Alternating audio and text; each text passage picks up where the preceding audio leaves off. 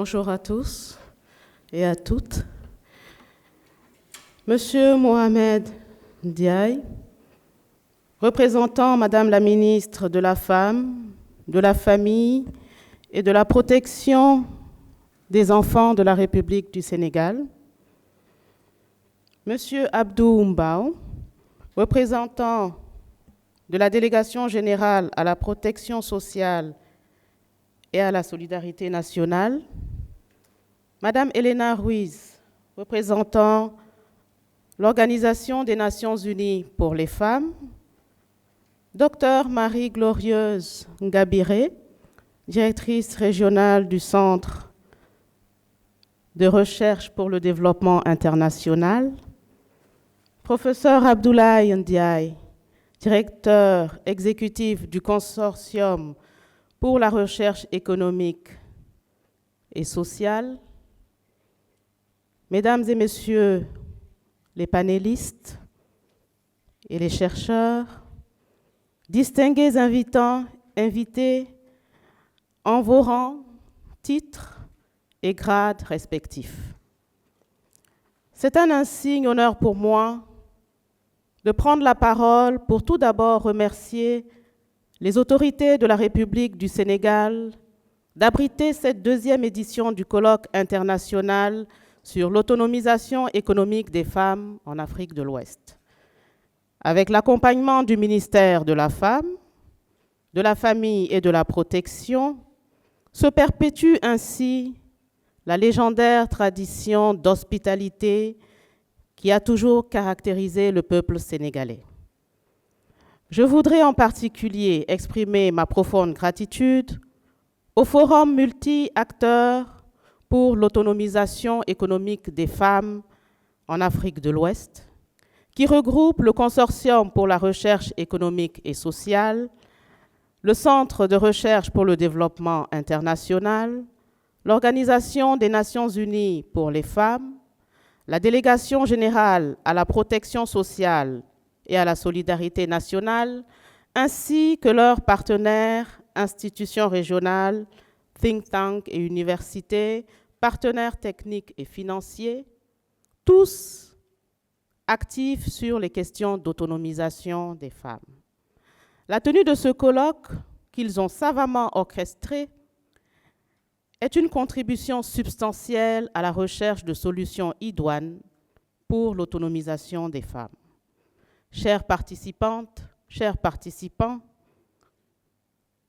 la question du travail non rémunéré constitue un enjeu majeur pour le développement et la croissance économique. Une économie prospère se bâtit grâce à la contribution optimale de ces hommes et de ces femmes. C'est pourquoi un accent particulier doit être mis sur l'autonomisation économique des femmes.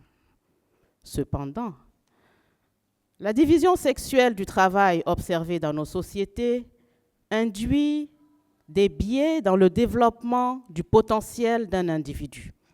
C'est ainsi que le travail non rémunéré, qui est davantage l'apanage des femmes, peut constituer un sérieux frein au développement de leurs capacités et par conséquent à leur autonomisation économique. En Afrique de l'Ouest particulièrement, cette question est exacerbée par la problématique du changement climatique qui vient non seulement augmenter le temps consacré à ces activités, mais aussi en augmenter la pénibilité.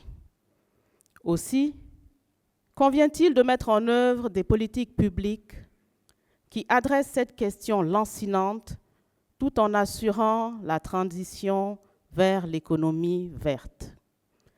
La solution semble être trouvée à travers les fameux 5 R que sont la reconnaissance, la réduction, la redistribution, la représentation et la rémunération du travail.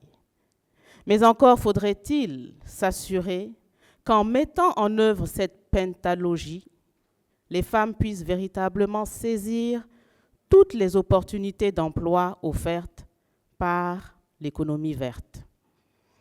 La présente rencontre donne l'opportunité de mûrir la réflexion, de partager les expériences afin d'identifier des solutions pour adresser le travail non rémunéré de manière pérenne, tout en jugulant la crise climatique. Notons qu'en plus des interventions au niveau national, les communautés sous-régionales et régionales doivent également venir en appui aux États. Honorables invités, dans le cadre de l'opérationnalisation de la stratégie genre de l'UEMOA adoptée en 2018 par le Conseil des ministres de l'Union, la Commission de l'UEMOA a entrepris des actions en faveur de l'autonomisation économique des femmes et surtout de l'institutionnalisation du genre.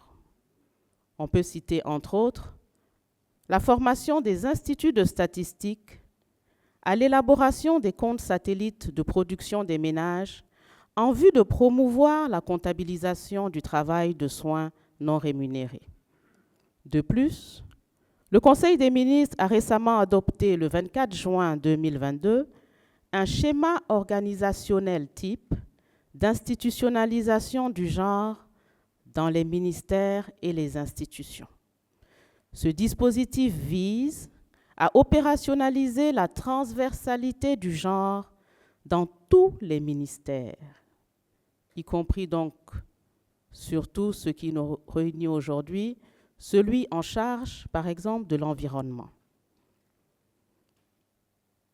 Distingués invités, en plaçant la recherche scientifique au cœur de l'action, cette rencontre constitue un levier important pour l'orientation de la gouvernance et de la prise de décision.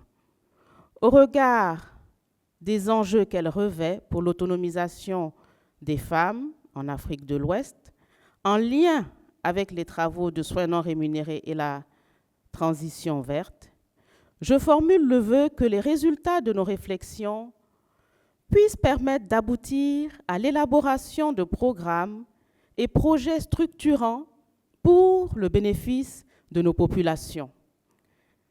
Ces programmes et ces projets pourront être conçus et réalisés à travers une conciliation vertueuse de la budgétisation sensible au genre et de la budgétisation sensible au climat.